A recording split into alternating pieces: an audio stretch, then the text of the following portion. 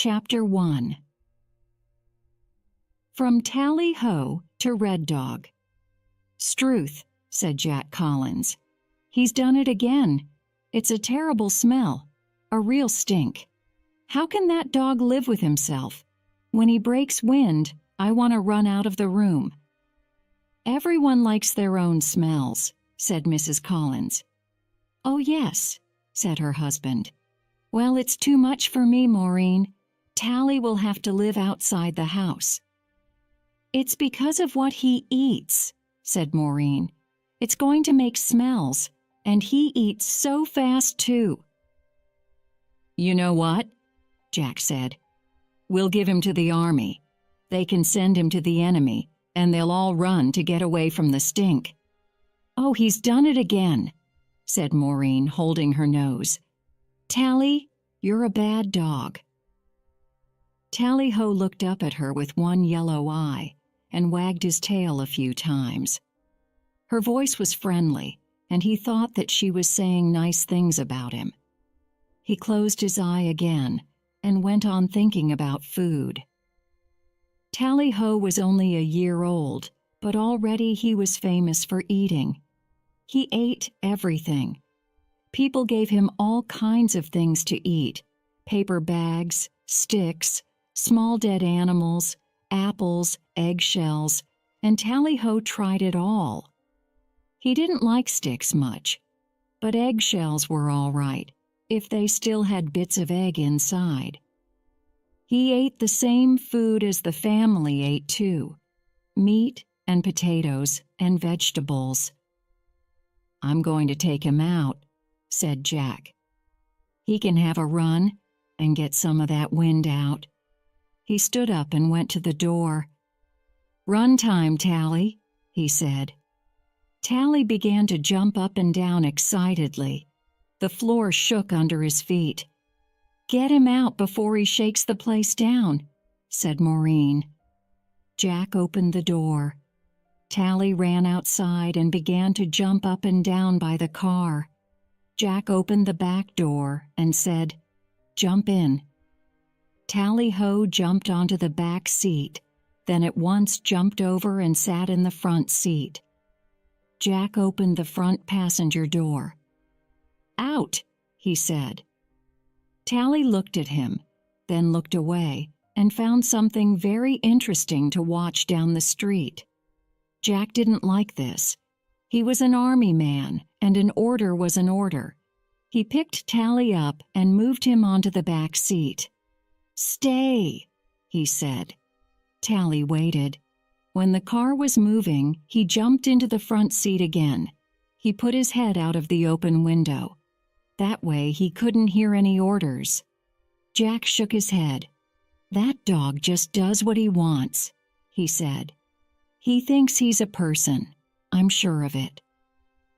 At the airport, Jack let Tally out of the car, and Tally ran the 7 kilometers home, chasing the car through the hot afternoon and loving every minute of it. When he arrived home, he drank about 1 liter of water, then went outside and lay down under a tree. That evening he ate 700 grams of dog food in just over 10 seconds. "That's one hungry dog," said Jack. When Tally was sure there was no more food, he went outside again. He had a little sleep, woke up, and thought about going walkabout, maybe chasing a wallaby. There were so many interesting smells out there in the dark. He got to his feet and set off into the night. In the morning, Jack Collins said, "I think Tally's gone walkabout again." "One day he won't come back," said Maureen. "He always comes back in the end," said her husband. 3 days later, Tally walked in just in time for supper. His coat was dirty, his stomach was nice and full, and he looked very pleased with himself. Maureen and Jack Collins had to move from Pere-Berdou to Dampier. It was a long, hot journey of about 350 kilometers, along a difficult road, full of holes. They set off early before the sun got too hot. But after 15 kilometers, Tally's stomach began to work on his breakfast, and a terrible stink filled the car. Then he broke wind again, even worse than before. Struth! Bad dog! Jack had to stop the car. He got out, pulled Tally out of the car, and put him into the trailer with all the chairs and tables and boxes. Sorry, mate, but if you can't hold it in, you're not coming with us. You'll have to ride in the trailer. Tally made himself comfortable between the legs of a chair. He loved traveling from place to place, watching the world go by, seeing new places, making new friends.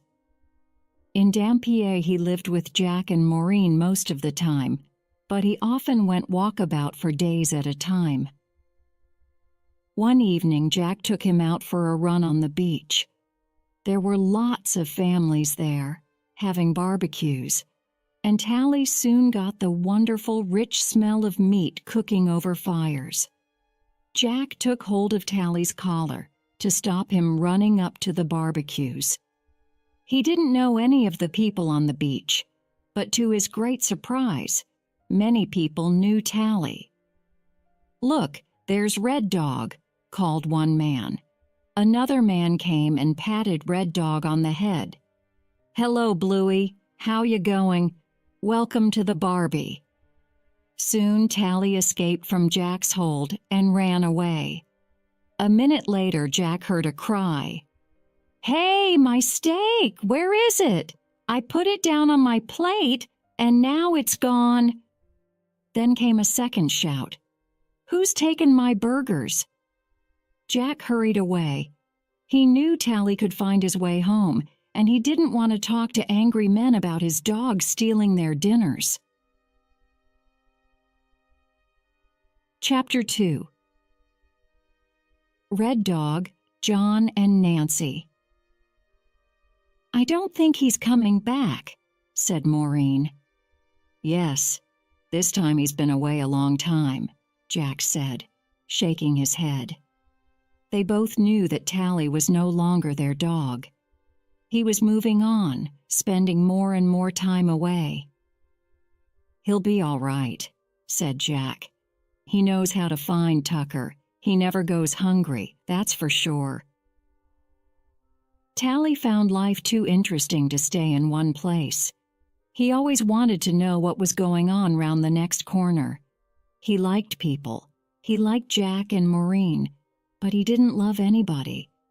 Sometimes a dog really loves somebody, and that person is their true friend. But Tally didn't have that one special friend. It was lucky for him that Dampier was full of lonely men. There was a lot of building going on. New roads, a new railway, a new airport, new houses for the workers. And hundreds of men were now living in the town to do this work. They came from Poland, Italy, New Zealand, Ireland, Greece, England, and most of them had no wives or family with them. These hard, strong men liked Tally. It was good to have a dog to stroke, to have play fights with, to talk to, a dog who was always pleased to see you. Tally liked them too. They played with him. They gave him food. They bought special meat for him. There was always a meal waiting for him when he came back from his travels. No one knew his real name, and soon he was just called Red Dog, or just Red. And Tally was in fact a red dog. He was a red cloud kelpie, a fine old Australian sheepdog, a very clever dog. He was a lovely dark red-brown color with golden yellow eyes. His body was strong, and he was surprisingly heavy. The men of the Hammersley Iron Company got to know Red Dog very well because of John, one of their bus drivers. John was half Maori, and people said that he was a friend to everyone. He was small and young, and he loved animals more than anything. One day he was in Dampier, standing by his bus, waiting for his passengers, when he saw Red Dog in the street. He smiled and went down on one knee, calling out, "Hey, boy, here!" Red Dog stopped and looked at him. "Come on, mate," said John. "Come and say good day." Red Dog wagged his tail. He came over, and John took hold of his right paw and shook it. "Pleased to meet you, mate," he said. Then he took Red Dog's head in both hands and looked into his eyes. "Hey, you're a beauty," he said. And from that moment, Red Dog knew that his life would be different. When the men arrived to take their bus to work, they found John sitting in the driver's seat and Red Dog sitting in the seat behind him. After that, Red Dog traveled everywhere on the Hamersley Iron buses, and he always had the seat behind the driver. One day, a stranger got on the bus. Nancy Gray was new in town. She was a secretary at Hamersley Iron, and she didn't know about Red Dog.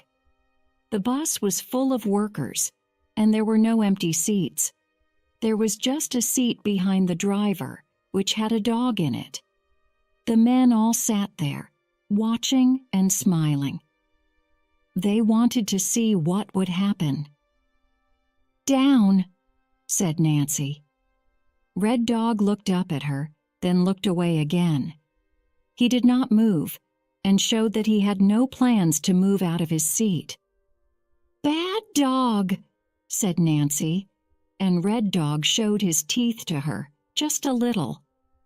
Nancy was a bit surprised. The men in the bus began to laugh at her. "You'll never get him out of there," said one man. "That's his seat. No one sits there when Red wants it." Nancy did not like losing. She wanted to show these men and this dog that she wasn't going to run away. She sat down very carefully on the edge of Red Dog's seat. Red Dog showed his teeth again. "Well, aren't you a nice, friendly dog?" Nancy said. Showing teeth didn't make Nancy move, so Red Dog decided to push her off the seat. He put his nose under her leg and pushed, but Nancy wasn't leaving now. "I'm not moving," she told the dog quietly, "so you'll just have to sit next to me and like it." Red Dog pushed again and again, then decided to leave her sitting uncomfortably on the edge of the seat. The next morning, Nancy got on the bus, and again, there was Red Dog sitting behind the driver's seat. "Oh no," thought Nancy. She now knew all about Red Dog from the people in the office. She sat down on his seat, a little closer than yesterday. Red Dog put his nose under her leg and once again tried to push her off. But she wouldn't move, so Red Dog sat up, turned his back to her, and looked out of the window. The next day, Red Dog was waiting for Nancy to sit next to him, and he forgot to try to push her off the seat. And when Nancy said, "Hi, Red," and patted him on the head, he wagged his tail, but only once, and then he went back to looking out of the window. He didn't want to be too friendly, too quickly, but from that moment, Red Dog and Nancy were friends. Not many people could sit next to Red Dog, but Nancy was one of them. Chapter 3. A Night at the Cinema. There were not many unmarried women in Dampier in those days, so a lot of the men were interested in Nancy. John liked her too, and because Nancy sat with Red Dog in the seat behind the driver, he sometimes got to talk to her. One day Red Dog broke wind in the bus. The stink was terrible and everybody had to get out of the bus and wait for the smell to go. Red Dog wagged his tail and walked around, being friendly with everyone. John smiled at Nancy, and she smiled back. They both tried to stroke Red Dog at the same time, and their hands touched. They both laughed a little, and John said, "Did you hear what happened yesterday on the bus?" They began to tell Red Dog stories to one another. Then after a time, John said, "There's a new film on at the open-air cinema. Would you like to come and see it?" "What is it?" asked Nancy. "Can't remember," said John, "but they say it's good." "All right then," said Nancy. "We'll try it." That evening, John cleaned his car, washed his hair, put on a new shirt, and tried to hide from Red Dog. This was difficult because Red Dog loved him and followed him nearly all the time. But John didn't want Red Dog around on his night out with Nancy. Everything was fine at first. He drove Nancy to the open-air cinema at Karratha, opened the sunroof on the car, and the film began. It was a lovely warm evening, and the stars were bright in the sky above. John began to plan how to kiss Nancy. He put his arm around her and waited for a good moment in the film. Nancy moved her head a little nearer to John's, and John put a small kiss on the side of her head. Things were going well. Then there was a sudden scratching noise on the car door. "Oh no," John said. "What was that?" asked Nancy. "It's Red," said John. "He's found us." Red Dog scratched again, and John looked unhappy. "Aren't you going to let him in?" asked Nancy. "Number, you know what he's like." "Oh, don't be unkind, John. Let him in." "He comes to see all the films," said John. "But why doesn't he sit with the people who brought him?" "I'll let him in," said Nancy. She opened the back door, and Red Dog jumped in, his tail wagging happily. "Oh, Nance," said John. "Why did you do that?" For a time, all was well. Red Dog watched the film, and John quietly put his arm around Nancy again.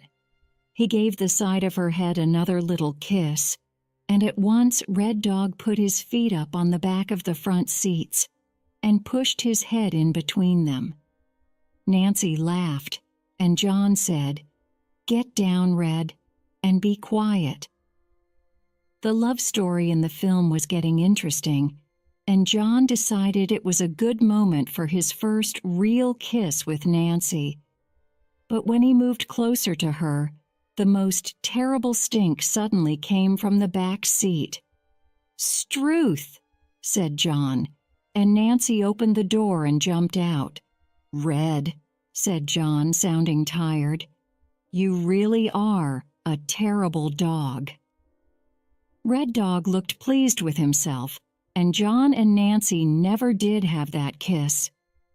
John said that with Red Dog in his life, it wasn't possible to have a girlfriend. Chapter 4. An expensive day for a dog's friends. One morning, Nancy telephoned the bus driver's office at Hamersley Iron. "Is John there?" she asked. "It's really important." Luckily, the men were having smoko, and John came to the phone at once. "It's about Red," said Nancy. "Look, John, it's bad news. Somebody shot him." "Someone shot Red? What do you mean, shot?" "I found him just now when I was driving along the road near 7 Mile Creek," Nancy said. "My friend Patsy is with me, and she stayed with him while I came to phone. I'll get back there and wait for you, okay?" John put down the phone. White-faced, worried, and angry, he turned to the other bus drivers. "Where's the nearest vet?" he asked. "Port Hedland," said Jocko. He was from Scotland. No one knew his real name. Everyone just called him Jocko. "Struth, that's 4 hours' drive," said John. "Red could die before we get there." "I'll come with you, mate," said Jocko. "I'll do the first aid." Jocko was good at first aid. "I'll come too," said Giovanni, who was called Vano. "And me," said Piotr, who was called Pito. John went to talk to their boss, who said they could go. That was the good news. The bad news was that they would all lose a day's pay. But they still wanted to go. Red Dog was special. He was John's dog, but he rode around on all their buses, and they all loved him. They drove away fast in John's car, and at 7 Mile Creek they found Nancy and Patsy and Red Dog. He was lying still at the side of the road. John put his hand on Red Dog's head. "Hello, mate," he said. Red Dog wagged his tail just a little at the sound of John's voice. He put his head on the ground. He felt tired, so tired, and his leg hurt like fire. Jocko opened the first aid box and got to work. "There," he said at last. "He's lost a lot of blood, but I've stopped it now. Let's get him to the vet." "You drive, mate," John said to Pito. "I'm going in the back with Red." Nancy and Patsy went home, and the 4 men set off for Port Hedland. While they drove, they talked about people who shoot dogs. "I'd like to drive my bus over that man," said Pito. "I'd like to hit him in the face," said Jocko. John just looked down at Red Dog, lying in his arms, and he said, "Don't die, you terrible dog, don't die." After 4 hours hard driving, they arrived in Port Hedland, found the vet's place, and carried Red Dog inside. The vet told John to lay the dog on the table, and he began to look at the leg, now dark with dried blood. "Nice first aid work," said the vet. "Who did that?" "It was me, mate," said Jocko, looking pleased. "Will he be all right?" asked John. "Too early to say," said the vet. "I'll have to get those bullets out." He looked at the animal more closely and said, "Well, what do you know? It's Red Dog, isn't it?" "Struth," said Pito. "How did you know that?" "Everyone knows this dog," said the vet. "The first time I met him was at a Barbie. Red Dog stole my burgers and 4 chicken legs. Everyone knows Red Dog. I think he's got some girlfriends around here, because I've seen some young dogs that look very like him." "Good boy," said Jocko, patting Red Dog's head. The men sat outside in the waiting room while the vet and his nurse took the bullets out of Red Dog's leg. It was a long, worrying time for them, but after half an hour, the vet came out. "I think he'll be fine," he said. "Lucky for him, the bullets didn't hit anything important. Give him some time to wake up, and we'll see how he is." They came back in a while and found Red Dog not moving, but awake and very pleased to see them. "I need to keep him another hour or 2, said the vet. "So why don't you all get something to eat?" "Yes, I think it is Tucker time," said John. The 4 men found a cafe, ate a big meal, and then decided to go for a drink. They felt happy. Red Dog was fine and all was well, so they had a beer and then another one and another. After an hour, they went back to the vet's, ready to take Red Dog home. He was full of life, but the vet's bill was not good news. They looked at it unhappily. "We haven't got this much money," said Pito. "Could we pay you later?" asked John. "The boys back home will help us out." The vet looked at their worried faces. "Okay," he said, "but you've had too many beers to drive home tonight." This was true, but they set off for home anyway. Somewhere near the Sherlock River Bridge, a fast car came up behind them with a blue light. "Oh, Struth," said Peto. "It's the police." "We'll help you pay the fine," said Vano, laughing. Peto stopped the car and got out. The policeman got out of his car and came up with his notebook. "Hello, Bill," said Peto.